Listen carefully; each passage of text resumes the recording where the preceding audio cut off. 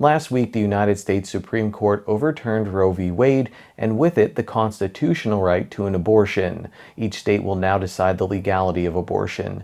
Tomorrow on the news, a representative from Planned Parenthood will talk about the decision.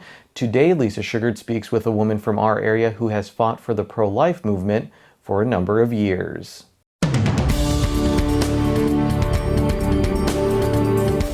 I'm pleased to be joined now by Marianne Laud. Marianne is the president of Pennsylvanians for Human Life, the Greater Hazleton Area Chapter. She is also executive director of the Voice of John, which is the educational arm of the pro-life movement. And she's also a registered nurse. Marianne, what was your reaction when you heard the decision from the United States Supreme Court? It was probably the most overwhelming moment for me to hear those words. And actually, how I heard it was somebody called and said, the voice of John has been heard today. And I knew immediately that that meant the overturn of Roe versus Wade. And there was an immediate sense of 63 million children dead, what the death toll looked like from that decision, Roe versus Wade. An image of marches for life and carnation sales and standing outside abortion clinics and prayer groups and, this grassroots effort that started 50 years ago, a half a century, and to finally hear those words, Roe has been overturned. So it was a tremendous sense of relief. And for a day it was truly exuberance for an entire 24 hours, just realizing that the prayers and the work of so many people had been answered. The prayers were answered, and imagining all the lives that would be saved because of the strength of that U.S. Supreme Court and their decision to overturn Roe. Now, Marianne, for people who aren't familiar with you, we've talked to you many times. You have a very important story to tell on why you are so involved in Pennsylvanians for Human Life, because as a nurse, you had a horrific experience. I did. And it was 1977 when I really threw my whole heart and soul into this. I was a young nurse back in 1977, and I had accepted a position in obstetrics after having done a year of oncology. And it was kind of time for a change. I was young and, looking for, I'll see life at its first breath now. And so I took a position in the obstetrical unit, and it was my very first night. I was still carrying a clipboard with me to try to make sure I did everything right. And I checked the labor rooms and delivery rooms, medication rooms.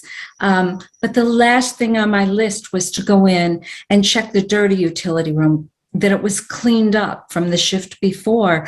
And as soon as I walked in, I heard just like a little sound. I quick turned on the light, and there was a child laying naked on the table. And I went out and I said, I just found a baby on the dirty utility room counter. And I was admonished, don't touch it. It's an abortion. It's an abortion. And I went back in thinking, perhaps it was a miscarriage, and I thought I heard a sound, or I thought I saw it moved.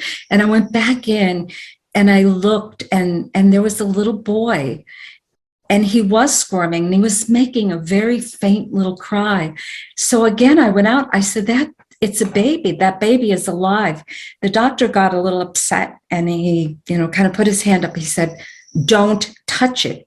It's an abortion. And somebody else said, it'll be dead. And I went back in and I baptized the baby. I picked the baby up. I wrapped him in a soiled blanket. I used the very water that had just been used in the killing procedure. I cupped my hand and I poured a little bit over his head.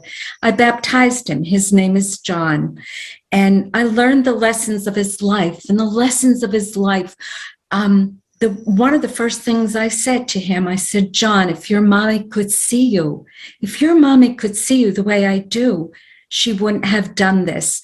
And so for these past 45 years, my involvement has been as an educator, that every mommy would see their child through my eyes and the beauty of the child that she carried. So from here, where do we go?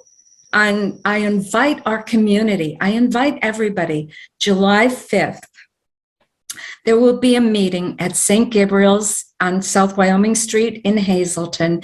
And whether you're a Democrat or a Republican, wherever you stand on this position, I want to hear, we have got to stop yelling at each other, talking over each other.